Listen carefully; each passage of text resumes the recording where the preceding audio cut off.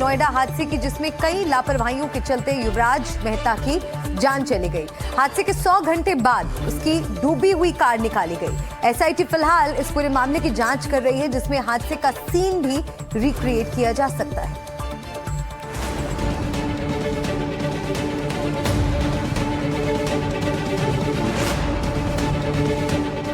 पानी से निकली युवराज की कार, 4 दिन बाद बाहर निकली कार। खुला था कार का सनरूफ और बोनट। नोएडा सेक्टर 150 में मॉल के बेसमेंट में भरे पानी में कार डूबने से इंजीनियर युवराज की मौत हो गई थी। युवराज का शव तो रविवार सुबह बरामद कर लिया गया था, लेकिन उसकी कार उसी पानी भरे गड्ढे में गिरी थी, जिसे हादसे के चौथे दिन गड्ढे से निकाला गया। बड़ी क्रेन की मदद से युवराज की कार को गड्ढे से निकाला गया, फिर उसे ट्रक पर लाद कर ले जाया गया। युवराज की कार को गड्ढे से निकाले जाने के इस वीडियो को देखिए। कार का सनरूफ खुला हुआ नजर आ रहा है, कार पर झाड़ियां लटकी दिख रही हैं, बोनट भी खुला हुआ है। वीडियो को देखकर लग रहा है कि कार का अगला हिस्सा किसी चीज से टकराया था। हो सकता है कि कार सड़क को गड्ढे से अलग करने वाले नाले के बैरियर से टकराई हो और फिर नाले में गिर गई हो। कार की सनरूफ भी खुली हुई थी। ऐसा अंदाजा लगाया जा रहा है कि वाहन से बाहर निकलने के लिए या तो सनरूफ का या टूटे हुए विंडशील्ड का इस्तेमाल किया गया होगा। इस कार को फिलहाल रिजर्व पुलिस लाइंस के अंदर रखा गया है। फॉरेंसिक टीम ने कार के सबूत जुटा लिए हैं। रिजर्व पुलिस लाइंस में किसी को भी प्रवेश करने या बाहर निकालने की अनुमति नहीं है। वहां कड़ी पुलिस सुरक्षा तैनात कर दी गई है। इस वक्त हम मौजूद हैं reserve police line Gautam Buddh Nagar में। ये वही जगह है जहां पर उस सीज्ड गाड़ी को लाकर रखा गया। और अगर आप इस वक्त देखें तो ये जो गेट है, इसको पूरी तरीके से छावनी में बदल दिया गया है। यहाँ पर इस गेट को सीज कर दिया गया है। यहाँ देखें आप, जो भी गाड़ियाँ यहाँ पर आ रही हैं उनको जाना अंदर अलाउ नहीं किया गया। तो प्रॉपर तरीके से स्क्रूटनाइज किया जा रहा है कि कोई भी जो है वो अंदर नहीं जा सके। इस वक्त प्रॉपर सिक्योरिटी जो है वो रिजर्व पुलिस लाइन के बाहर मौजूद है। यहाँ पर जो गौतम बुद्ध नगर पुलिस की टीम है वो मौजूद है। आपको इस पूरी जमीन की कहानी भी बताते हैं। 2014 में स्पोर्ट्स सिटी परियोजना की शुरुआत हुई थी। इसके तहत 25% फ्लैट्स बनाए गए थे, 5% कमर्शियल और बाकी खेल को बढ़ावा देते हुए डेवलप करना था। 2019 में लोटस ग्रुप से ये प्लॉट एमजे विश टाउन ने खरीदा था। इसी के मालिक अभय कुमार मंगलवार को गिरफ्तार हुए हैं। इस परियोजना पर 2022 में 6 लाख का जुर्माना लगाया गया था, क्योंकि अवैध होर्डिंग्स लगाए गए थे और गलत तरीके से फ्लैट्स बेचने का प्रचार किया जा रहा था। बिल्डर बदलते गए और उसके बाद में ये जो प्रोजेक्ट है ये अव्यवस्थाओं की भेंट चढ़ गया। 2019 में भी 6 लाख रुपए का जुर्माना इसी प्रोजेक्ट के ऊपर में लगाया गया, लेकिन जुर्माना लगाकर फिर से नोएडा विकास प्राधिकरण सो गया। युवराज की मौत किसकी लापरवाही से हुई, ये सवाल अभी भी बरकरार है। स्थानीय लोगों ने कहा कि इस मोड़ को लेकर कई बार शिकायतें की गईं, लेकिन कोई कार्रवाई नहीं हुई। जैसे ही गाड़ी घूम रहे ऐसे ही युवराज मेहता को अपने घर की तरफ जाना था, लेकिन उनकी गाड़ी घने कोहरे की वजह से सीधे चली जाती है और फिर ये आप देख सकते हैं कि एक बड़ा सा जो पानी भरा हुआ है, जलाशय टाइप का जो दलदल है, यहाँ पर उनकी गाड़ी गिर जाती है। 90 मिनट तक वो गुहार लगाते रहते हैं जान बचाने की, लेकिन उनको बचाया नहीं जा सकता है। कुछ स्थानीय लोग हैं जो कि इस सड़क से लगातार गुजरते हैं। सर, यहाँ रोशनी का प्रबंध, और आप भी कई बार कोहरे में आए होंगे, कितना ये खतरनाक है? और कभी क्या किसी ने शिकायत नहीं की कि भाई यहाँ पर एक रेलिंग होनी है? सर की है, बहुत लोगों ने शिकायत की है, बट यहाँ पर कोई भी ना इतना ध्यान देता नहीं है। डेवलप इतना हुआ नहीं, जबकि फ्लैट्स इतने बना दिए। हम खुद हर दूसरे दिन आते हैं, बिकॉज हमारा भी काम रहता है, फार्म हाउस में फ्लैट्स हैं, बट यहाँ पर उस तरह की व्यवस्था ही नहीं है। वो बेचारे का हादसा इसीलिए हुआ है क्योंकि यहाँ पर कोई व्यवस्था नहीं थी, नहीं तो बच जाते। इंजीनियर युवराज की मौत के मामले की जांच एसआईटी कर रही है। बिल्डर अभय कुमार की गिरफ्तारी हो चुकी है। युवराज की मौत का मामला बिल्डर की लापरवाही के साथ साथ प्रशासन की बड़ी चूक का नतीजा माना जा रहा है।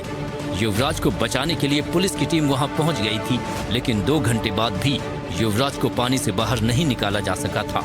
नोएडा से रवीश रंजन शुक्ला और आकिल जमील के साथ ब्यूरो रिपोर्ट, एनडीटीवी इंडिया।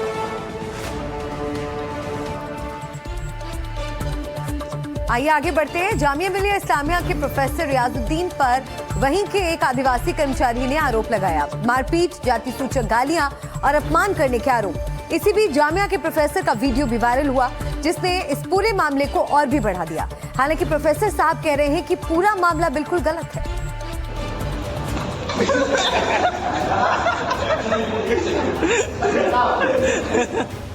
ये हैं जामिया मिलिया इस्लामिया के प्रोफेसर रियाजुद्दीन। इन पर आरोप है कि इन्होंने एक आदिवासी कर्मचारी से मारपीट की और जाति सूचक शब्दों का इस्तेमाल किया। पुलिस केस दर्ज हुआ और माहौल गर्मा गया।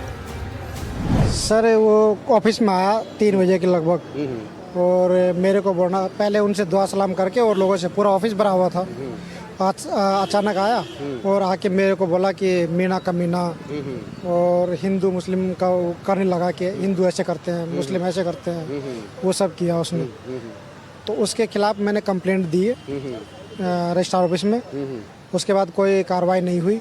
उसके बाद वो 16 तारीख को आता है शाम को 5 बजे और आकर मेरे पे वार करता है, मारपीट करने लगा। मेरे उससे ना सोइलिंग हो गई यहाँ पे चेहरे पे और एक लिप में चोट आई है, उस पर खून आने लगा। प्रोफेसर ने एनडीटीवी से फोन पर बात करते हुए सफाई दी और बताया कि उन्होंने कर्मचारी के साथ कोई मारपीट नहीं की है। 13 तारीख को वो मारपीट वाली जगह पर थे ही नहीं। उन्होंने कहा कि मैंने कोई जाति सूचक शब्द इस्तेमाल नहीं किए। हाँ, थोड़ी गुत्थम गुत्था जरूर हुई थी, लेकिन मैंने किसी को पीटा नहीं। आप पर एलिगेशन ये है कि आपने जो रामफूल है उसके साथ में मारपीट की और जाति सूचक शब्द कहे। झूठ, सफेद झूठ। मैंने जातिवाचक शब्द इस्तेमाल नहीं किए। और उसने जो कंप्लेंट की है उसमें उसने कहा है कि 13 तारीख में वो आए थे, जबकि 13 में यूनिवर्सिटी खुली थी विंटर वेकेशन के बाद। ना 13 में, ना 14 में, ना 15 में मैं ऑफिस में गया हूँ जहाँ ये बैठते हैं क्लास वगैरह जी। तो मेरी कोई बात ही नहीं हुई। जो कंप्लेंट इन्होंने की है 13 तारीख में, 13 में, ना 14 में, ना 15 में। उस दिन कहाँ थे आप? मैं यहाँ प्रैक्टिकल की क्लास थी हमारी 3 बजे और 15 और 14 में और 15 में 2 से 4 मेरी TOS की क्लास होती है। अच्छा। थियोरी ऑफ स्ट्रक्चर, तो वो क्लास मैंने ली थी, उसकी अटेंडेंस मेरे पास है। तो आपने पिटाई कर दी उसकी? नहीं, पिटाई क्यों करूंगा मैं, गुत्थम गुत्ता हो गई थी। एक बार तो मैं गिर गया था, उसने कुर्सी उठाई मेरे ऊपर और मैं गिर गया था कमीज और पजामे में जो है। हाँ, लेकिन गुत्थम गुत्ता हुई थी। उसने भी अपनी कोशिश की, हमने भी अपनी कोशिश की और हम आ गए फिर।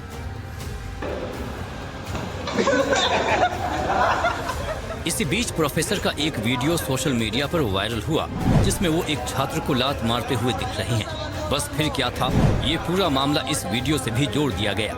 प्रोफेसर ने एनडीटीवी को बताया कि इस शिकायत और इस वीडियो का आपस में कोई लेना देना नहीं था। ये वीडियो पुराना है। इस वीडियो में वो एक छात्र को ताइक्वांडो सिखा रहे थे। किसी से मारपीट नहीं हुई।